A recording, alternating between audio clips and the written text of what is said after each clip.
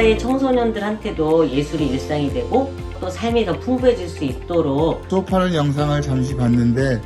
너무 잘 해줘서 너무 감사하고 소식을 들었습니다. 여러분들 수업을 다 마무리하셨다고 너무너무 잘하셨다고 이렇게 들었어요. 다시 한번 고생하셨고 축하드립니다. 여러분들이 잘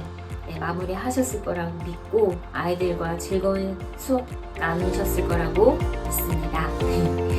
저희와 조금은 불편하고 낯선 도전을 함께 해주셔서 고맙습니다.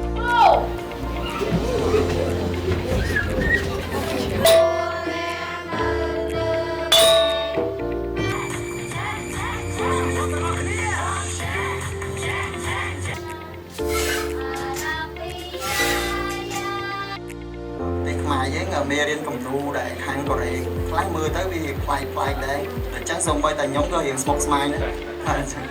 ta hiệp smoke smile nhé vì thôi rồi thông mây sẽ đẹp dương và mây sẽ đẹp dương mây sẽ đẹp sớt đây tới chơi đi mình và ở trong sở bạnជាមួយនឹងកម្មវិធីនេះខ្ញុំគិតថាកម្មវិធីនេះល្អដោយសារមានមេរៀនជាក់លាក់មានដំណាក់កាលជំហាននីមួយៗរបស់មេរៀនសម្រាប់បង្រៀនដល់សិស្សហើយជាពិសេសគឺមានឧបករណ៍សម្ភារៈជំនួយធ្វើឲ្យសិស្សមានការទទួលការបរិសោធមីក្រូនេះគឺគាត់ទទួលបានងាយស្រួលហើយសិស្សខ្លះគាត់គូដែរប៉ុន្តែគាត់មានអារម្មណ៍មួយថារូបអត់ស្អាតអត់អីចឹងអត់ចង់គូអត់ចង់គូខ្លាចគេប្រអាប់អីចឹងទៅបាទអញ្ចឹងខ្ញុំត្រូវបញ្យល់គាត់ថារូបគំនូបើសិនជាយើងគូទៅគេនិយាយថាអត់ស្អាតអត់ស្អាតហ្នឹងគឺជាសិល្បៈហើយបាទអាហ្នឹងសិល្បៈបាទយល់ប្រាប់គាត់ចឹងទៅគាត់មានអារម្មណ៍ថាចង់បាទហើយ Media Art អាចធ្វើឲ្យយើង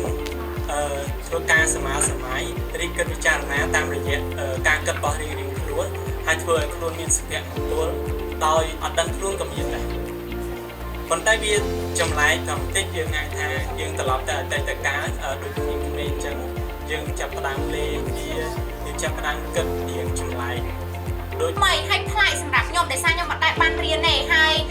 សម្រាប់ផលវិបាកវិញគឺអត់មានទេដោយសារអីវាថាមេរៀននោះគឺជាមេរៀនដែលកំសាន្តណាដូចយើងលេងល្បែងប្រជាប្រិយអីហ្នឹងប៉ុន្តែវាទទួលបានបទពិសោធន៍ហើយក៏ដូចជាចំណេះដឹងថ្មីនិងគំនិតច្នៃប្រឌិតដែរហើយដូចខ្ញុំបានប្រាប់បងៗនិងលោកគ្រូមកអញ្ចឹងគឺស្មារតីផ្សេងពីរូបភាពមួយទៅរូបភាពមួយទៀតដែលឲ្យការច្នៃប្រឌិតផ្សេងនឹងស្រមៃដែលអ្វីដែលមិនអាចកើតឡើងធ្វើឲ្យវាអាចកើតឡើងទៅជារបស់មួយផ្សេងទៀត